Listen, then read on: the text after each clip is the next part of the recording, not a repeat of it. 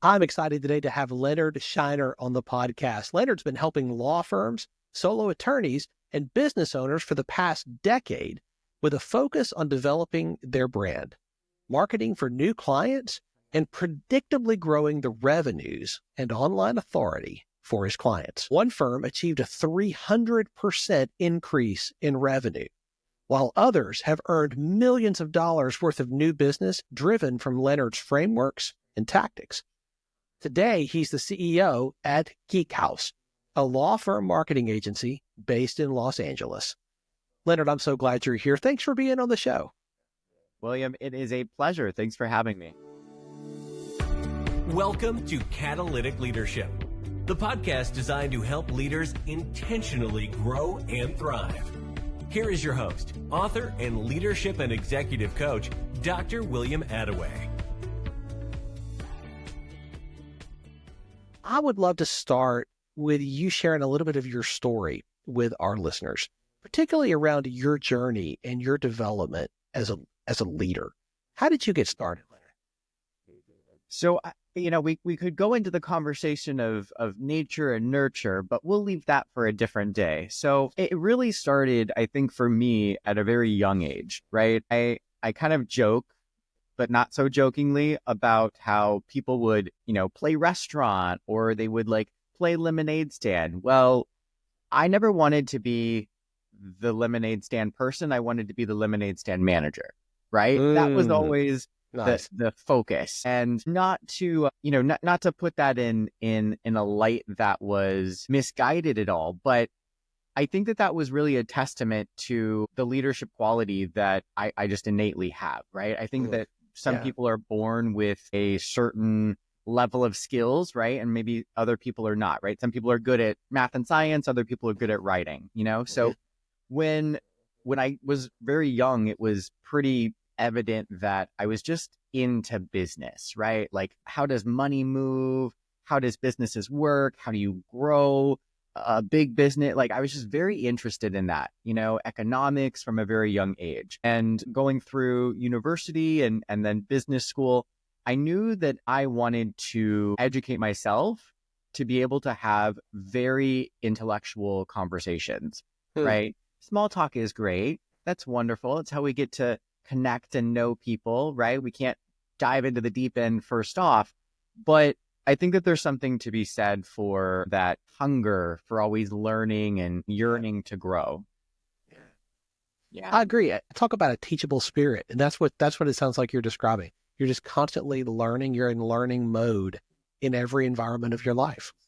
So true. So true. So I started off in a small town, very small, and then moved to Southern California, Los Angeles, Orange County, and that's where I really started my professional career, was in law in Orange County, which is one of the best places to be for that industry because there's a lot of professionals. They're very astute in that area of California. And when we look at leaders in legal in California, it's usually in Southern California or in the Bay Area. I started as a marketing intern at a law firm, the lowest of lowest, and worked my way up the ladder to eventually become director of marketing, CMO for an international law firm. And what that taught me was that different stages require different levels of leadership. And when you're managing yourself, it's a very different conversation than when you're managing a small team. And the same is true when you're managing a large team, right? Managing 3 people versus managing 40, it's quite a different experience. So I am thankful and grateful that I stair-stepped up in that way because I didn't know it at the time, but it let me appreciate the building blocks that I was building within my own skill set. I love that. When I think about marketing, law firms, that's a very unique niche because you're thinking about so many different ways that you can do that. But when a law firm is just getting started out, when you've got a solo practitioner or even just a very small partnership, one of the questions I think that often comes up is we can't afford that. How can we even think about marketing? And yet that's the thing that drives new business. When you hear that tension, and people probably describe that to you in different ways, but that could be the root thread. What is your response to that? How do you deal with that? It's a great question. And it's a question that I often get from people who are looking to either they're in a firm and they're looking to go out on their own, right? They're in a big firm going out on their own, or they're just maybe coming out and wanting to hang their own shingle straight away.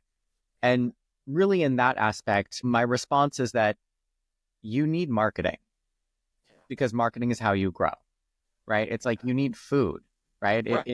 If you didn't have money for marketing, then there's really no vehicle to propel the growth of the firm forward, right? Don't get me wrong. You can do referrals, you can get word of mouth, and that is how most of us start, right? In any business, right? But when you're looking to implement a system, right? And ideally systems should run your business.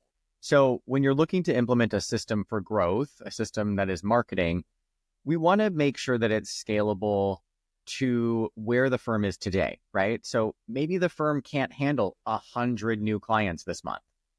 That's perfectly okay. Maybe this firm only needs 2 clients or 10 or 20, whatever that is, right? So we want to make sure to gauge what are their goals and then work that back into, okay, so what is the plan? What's the strategy? What are we doing? Because I know attorneys who are spending, 6 figures, $100,000 on ads every single month. Wow. I also know attorneys who are spending $2,000 on ads every single month.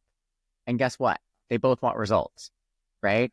So it's really about having a trusted advisor, someone like myself. Obviously, doesn't have to be me, but whoever that is that you're looking at for your mentorship, for your advice, should be able to match it to where you're wanting to go based on where you are now.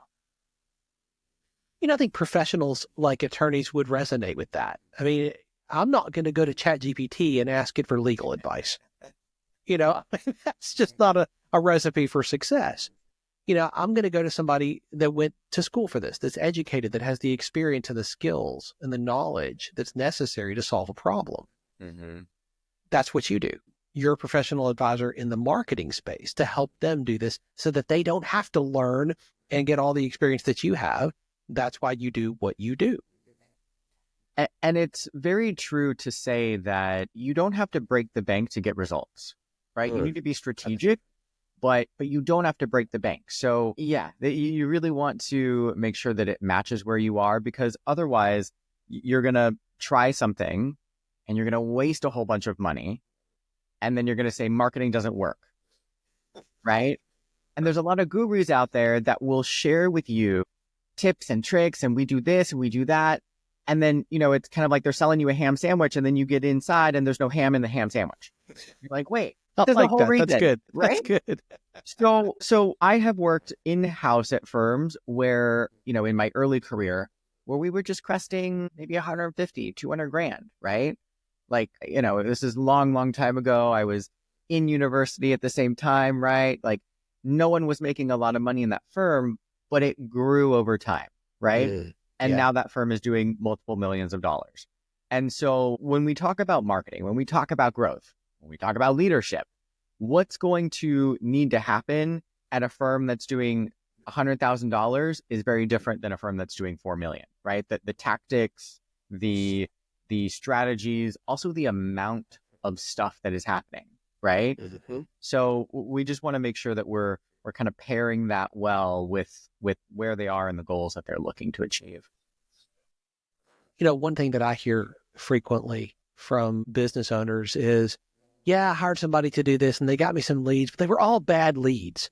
Like, none of the leads were any good. Not all leads are created equal. And sometimes that's the business owner's fault for not following up on those leads. And sometimes it's because those leads were not a good fit. They weren't the right quality. Mm-hmm. How do you deal with that particular problem when doing marketing for your clients? The first thing I'll say is that if you're doing any type of online marketing, you're going to be casting a net, right? And then wanting fish to hop in that net. Yeah. And inevitably, you're going to catch some fish that you need to throw back. Yeah. And that's okay, right? I had a conversation a few weeks ago with a client, and they're saying, well, we're running a PPC campaign, and we're seeing like spam, right? It's like, Bob Jones at bobjones1234 at Gmail, right? Like, that it's spam. And the response to that is that you can't avoid that, right? If you're going to go outside when it's raining, you're going to get wet. If you're going to do marketing, you're going to get a certain percentage of those leads that are spam, right? You can do certain things, right, to reduce that and to block against spam, but you can't ever completely avoid that, right? So that is really at the first and foremost of what I share with clients when they're doing marketing, because, we want to make sure that we're delivering quality leads, right? So there's always going to be a portion that's spam. Now, the other portion should be great, right? But we have to qualify them. So you're going to have people who think with all great intentions that they are a great fit client, right? I was hit in a car accident, or I'm getting a divorce. I'm doing that, like whatever the area of law is, you could be a great fit client, but not for that firm, right? So here's what I mean by that. So if I'm a personal injury firm and I only want traumatic brain injuries, right? And if I'm a potential client and I just got rear-ended, I might need an attorney. But the traumatic brain injury attorney doesn't want my simple rear end, right? Because my brain's fine, my body, it's fine. Yeah. So you might have a case, but it might be for a different firm. And so when I'm working with clients, I'll tell them, look, what's coming into you, pick what you want, right? Cherry pick it. There should be enough volume where you can pick and choose the cases and the new clients that are coming in. But then here's where you're making some money on the back end. In law, there's referral fees. And it's very commonplace for attorneys to reciprocate referral fees, right? That's how we keep it fair. And so if you're getting cases, right, say we had 100 leads come in, right, and you're going to take a percentage of those, the ones that don't fit, look for other attorneys who are local to you, who are in your network, that you can have a referral relationship to, right? One of my great clients does that, right? They're actually on the receiving end of this. So there's a larger firm out there that is very specialized, very niche in the type of cases that they take. And the rest, what do? Do they just turn them away? No, they refer them and have a secondary source of revenue from those referred cases. So this is why it takes someone who has seen the industry, who's walked the walk, and who's negotiated these deals, because we don't want to leave any money on the table. But you got to know what you're doing in order to do that. So when is it time to hire somebody like you? I mean, this is a question I think business owners really struggle with. Mm-hmm. And I imagine attorneys and law firms are no different.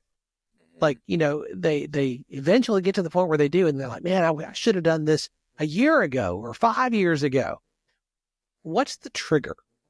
What's the point where it's time? So I guess a two-part answer to this. So first part is that the first hire that you make is usually an executive assistant or an assistant or a paralegal, something of that sort. But I would challenge everyone who's listening to this, or an attorney, or, so we serve attorneys and doctors, so service providers, anyone who's listening to this, I would encourage you to say that first hire should have a marketing section in their job description. Even if they're a paralegal, even if they're a secretary, even if they're a whatever, right? There are marketing activities that can be done at a very general level, right? Making sure that you're on directories, getting yourself listed places, getting speaking engagements, going to networking events, having them fill your calendar with things that are going to benefit the firm. And that might be a co-tackling partnership, right? Because we could assume that the assistant doesn't know anything about marketing, and that's perfectly fine, right? So the attorney, as the business owner, and the attorney gets to give that instruction. But that first hire should be someone who is focused on growing the firm, right? So instead of being a cost center for the business, now they're a profit center. Nice. We want to flip that. So typically in law firms, we're looking at most people being a profit center, but the assistants maybe not, right? We hire an attorney, we want them to bill, etc. But we can even do that at the, lower assistant support service levels. We definitely want to make sure that we do that. So that's kind of the first part, right? Is that we want to blend that first hire that the firm is making. But then let's advance, a few months or quarters down the road, and maybe that is just an assistant, right? And then the question comes up of when is the best time to make that hire? And so I would encourage you to think of, when can you not afford to make that hire? If you're bleeding and you're thinking about ways that you want to grow or to expand, you have to know that there's a few steps before we can get to that growth, right? There's some distance between there. It's not like I Dream a Genie where it happens overnight or instantly, right? So we want to make sure that we're setting ourselves up for success and being able to hire with the thought that that person, again, is going to be a profit center, not a cost center. And a lot of attorneys or just business owners in general will look at marketing and look at, well, what's the ROI, right? And when you're hiring an outside agency, you can have that conversation because there should be methods and systems and that type of thing where the ROI is pretty dialed in. But when you're hiring someone in, we really need to support them in a different type of way, right? Because they're looking to the attorney for leadership in what they should be doing. So a little bit of a deep conversation there. Yeah, for sure. It makes me wonder, given your track and your experience with so many different firms, as you look across that landscape, what are some ditches that you have seen people drive into? You have seen people who take this and run and they get those 300% results. They are adding billions of dollars. And you see some people who don't because of some choices and decisions that they make. What are some of the ditches they're driving into, or those choices that are leading to the unfortunate negative results? It's a really great question. So from the business perspective, from a firm perspective, we want to make sure that we are going after a clientele, right? We're looking for potential clients who can actually afford the services that we're offering. Sure. So an example of that is, like a bankruptcy attorney, right? Bankruptcy attorneys have a really challenging time of signing a new client, more so than maybe like a personal injury attorney, because of the fact that there's conditions with that client paying the attorney, right? If it's for bankruptcy, can't be put on a credit card. The attorney has to be paid cash. We're a bankruptcy attorney. We're marketing to people who categorically don't have money, right? And then we're asking them to pay us thousands of dollars. So that's a situation, right? Whereas let's kind of flip it. If we are a personal injury attorney, we take cases on contingency. What's the barrier to hiring? There isn't, right? To retaining the attorney. It's, we got to know you, like you, trust you, think that you can do a good job, feel comfortable with the relationship. And then guess what? There's $0 down, they sign and they're good to go, right? Very different, right? So back to your question of what are some of the ditches that I've seen firm owners drive into is choosing a practice area or a subset of a practice area that is just more difficult to be able to grow in, right? So that I've seen that happen before. I've also seen the other side where a firm completely relies on referrals. And they say, well, we've got referrals and that's how we get 80-90% of our business. Great. That's fantastic. Don't get me wrong. Like that's remarkable. That's fantastic. But how many referral sources do you have? 2? Okay. So then that's scary, right? Or even if you have 30 referral sources, right?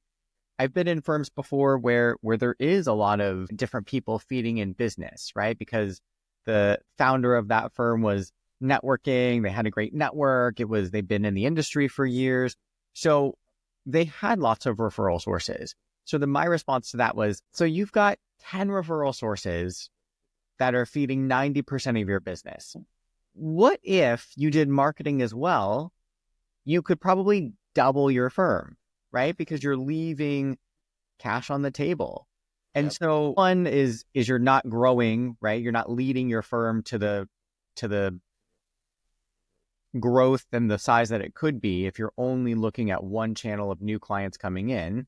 But then the other side is, what if you, what if you post a bad photo on social, right? I'm just kind of using a funny example. What if you do something, or, what if they all get hit by a bus, right? Like, there's things that we have to be really cognizant of, because if our livelihood and the livelihood of our firm and all of our employees and all of our staff, if that's relying on just a handful of people, flinging back fish, I'm a little bit concerned. When we are doing systems, marketing systems, we want to make sure of three things.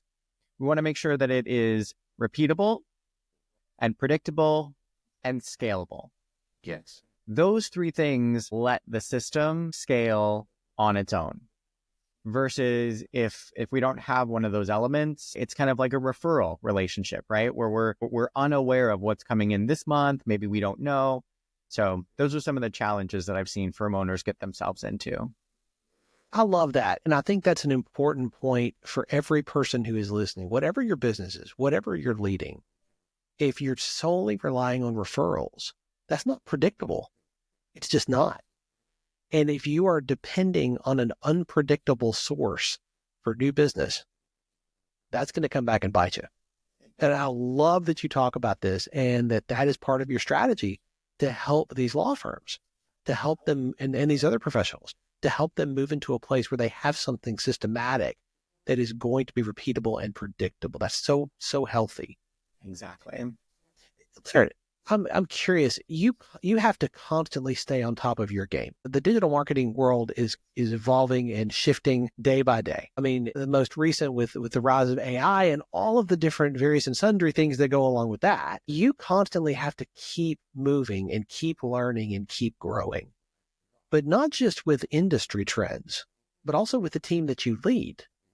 How do you stay on top of your game and level up with the new leadership skills that your team and your clients are going to need you to have?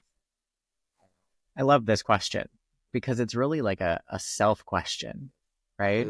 We can talk about business, but at the end of the day, we all are humans, right? Under whatever jacket or clothes we put on, and we have to look ourselves in the mirror. And when we realize that our good personal life and our good personal yearning to learn more and improve, that really impacts our business or the job that we're doing, right? Mm-hmm. Yeah. So for me, I'm very focused on staying up and keeping my personal self in a leadership mindset.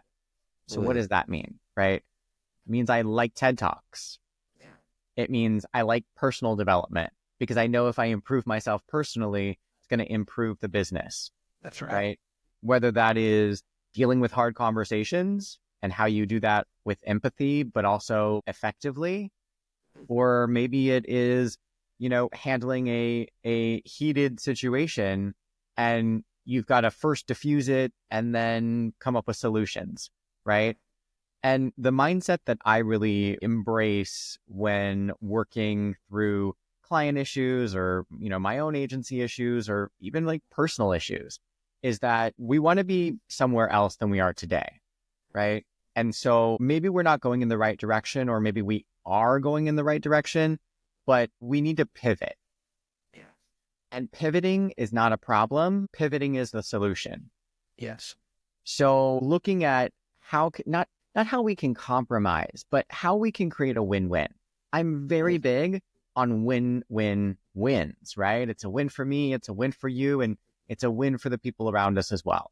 So when I come at problems or issues from that standpoint, I'm able to not get emotionally involved in the mishigas of things, and really take that perspective of how do we move forward? What's the solution? It's that forward thinking that really moves us out of the issue.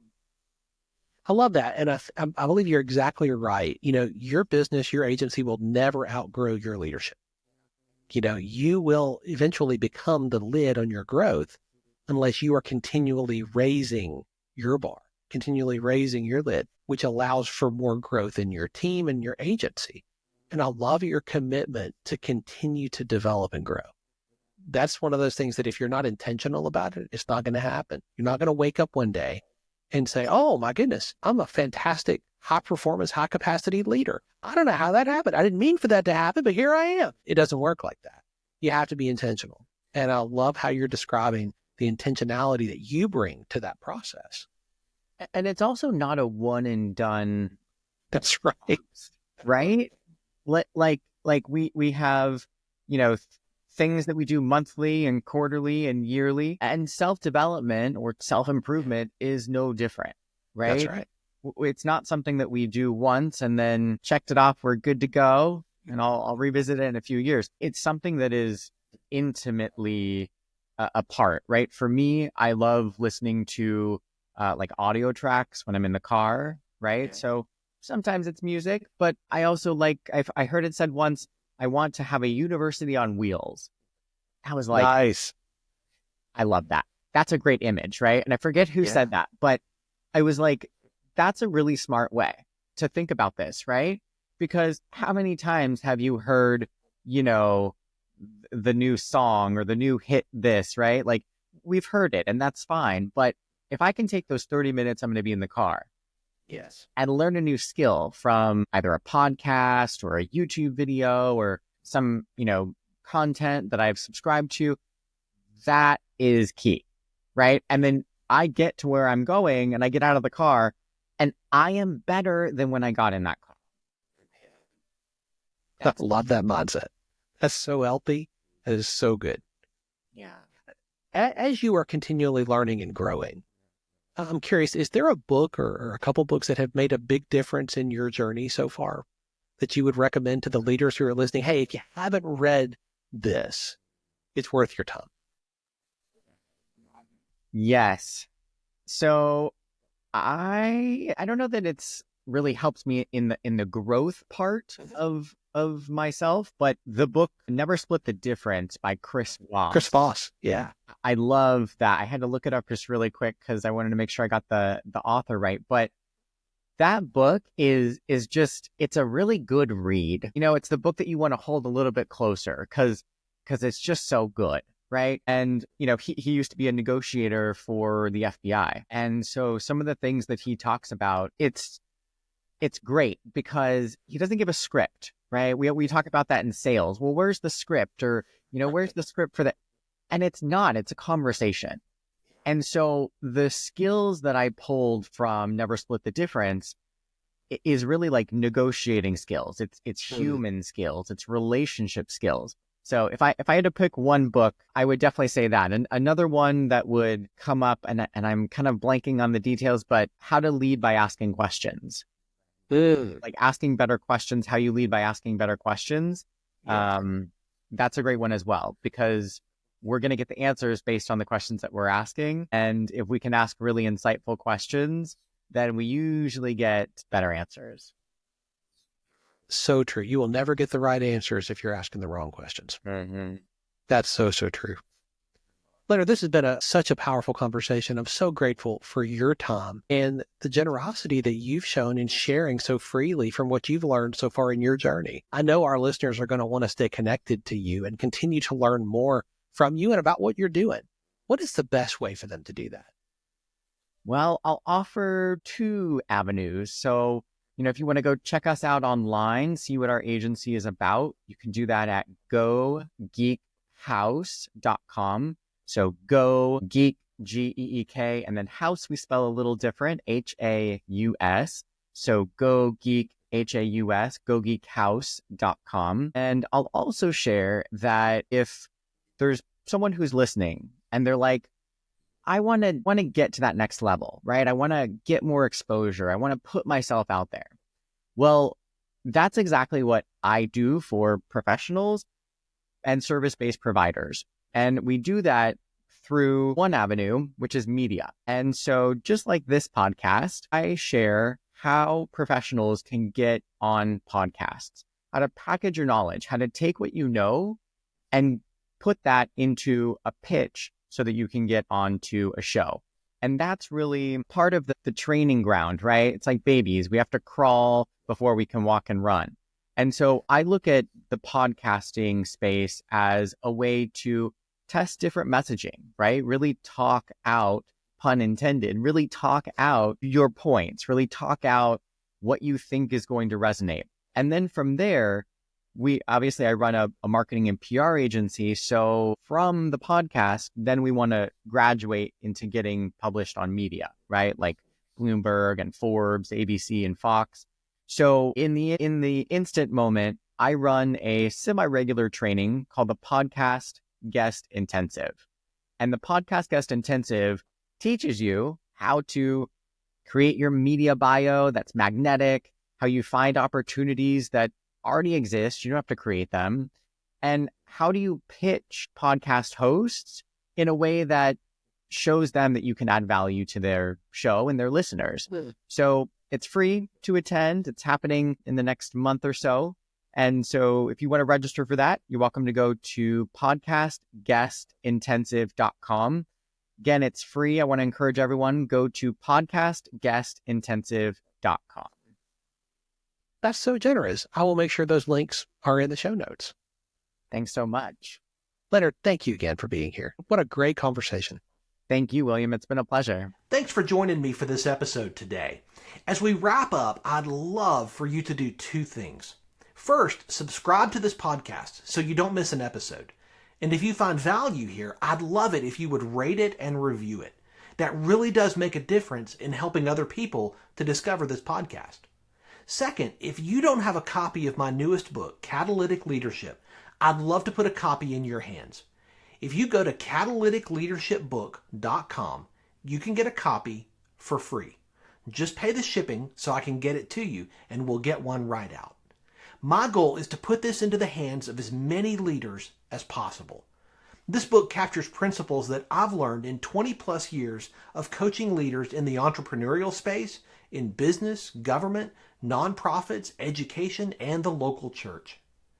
You can also connect with me on LinkedIn to keep up with what I'm currently learning and thinking about. And if you're ready to take a next step with a coach to help you intentionally grow and thrive as a leader, I'd be honored to help you. Just go to catalyticleadership.net to book a call with me. Stay tuned for our next episode next week. Until then, as always, leaders, choose to be catalytic. Thanks for listening to Catalytic Leadership with Dr. William Attaway. Be sure to subscribe wherever you listen to podcasts so you don't miss the next episode. Want more? Go to catalyticleadership.net.